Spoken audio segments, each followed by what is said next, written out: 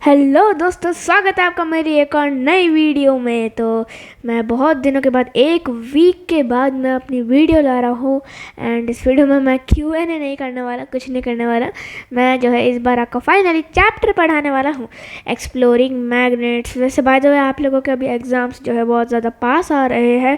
कुछ के ख़त्म हो गए होंगे तो कुछ के अब पास आ रहे होंगे, जो लोग अलग अलग स्टेट्स में रहते हैं। तो अभी मैं लाइव भी करूँगा, टेंशन मत लो।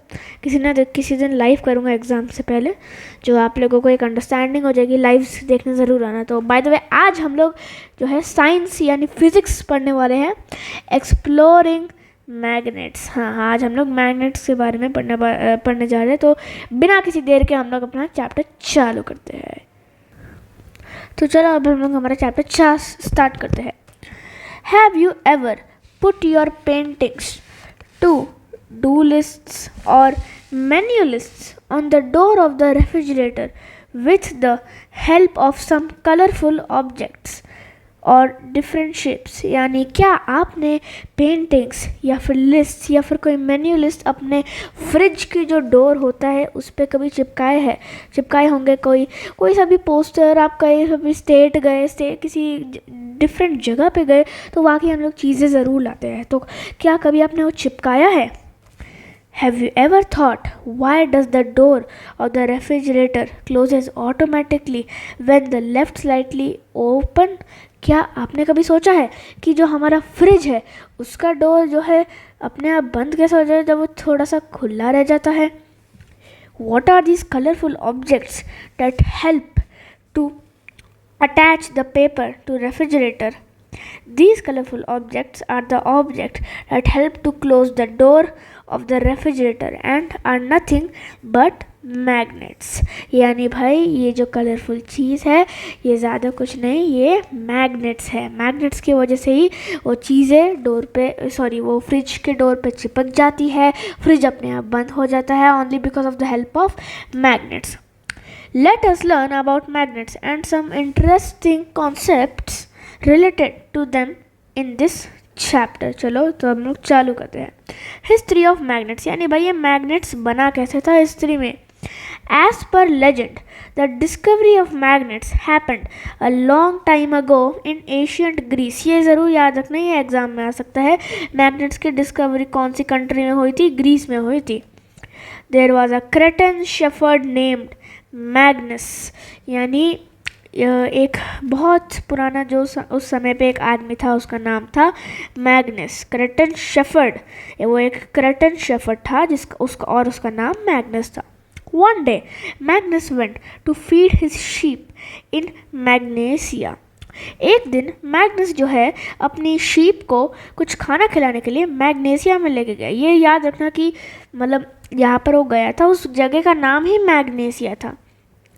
He carried a stick with him to control them. The stick he used to carry had a small iron piece at its end.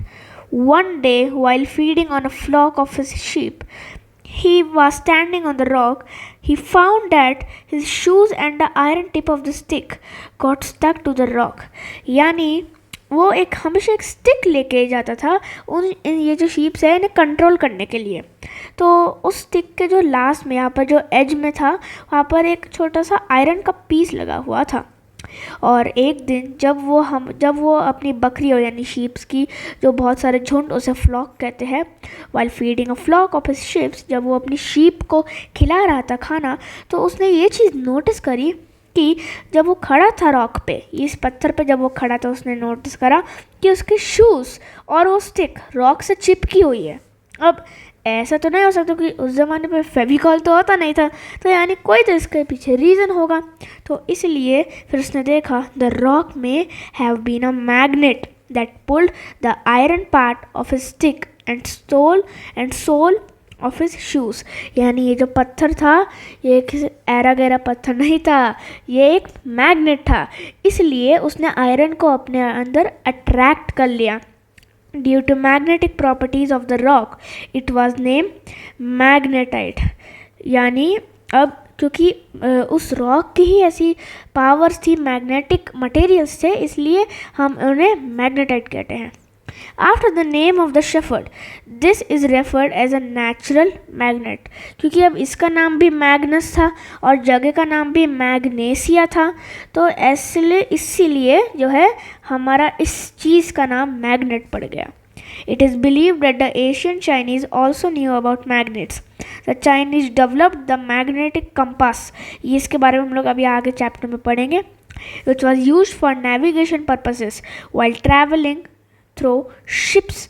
Today, we have developed many devices using magnets. Experiments are going and further uses. यानी उस समय पे जो है Chinese लोग क्या use करते थे, एक मैग्नेटिक कंपास यूज़ करते थे. मैग्नेटिक कंपास क्या होता है वो हम आगे अभी बताएंगे. मतलब आज के ज़माने में टेक्नोलॉजी ज़्यादा बढ़ चुकी है. आज के ज़माने में तो सीधा फ़ोन में भी ऐप्स होती है, आप उससे ही डायरेक्शन नेविगेट कर सकते हो, पर उस समय पे मैग्नेटिक कंपासेस यूज़ है. वो कैसे यूज़ होते हैं हम लोग आगे पढ़ेंगे. तो अब हम लोग देखते हैं व्हाट आर मैग्नेट्स.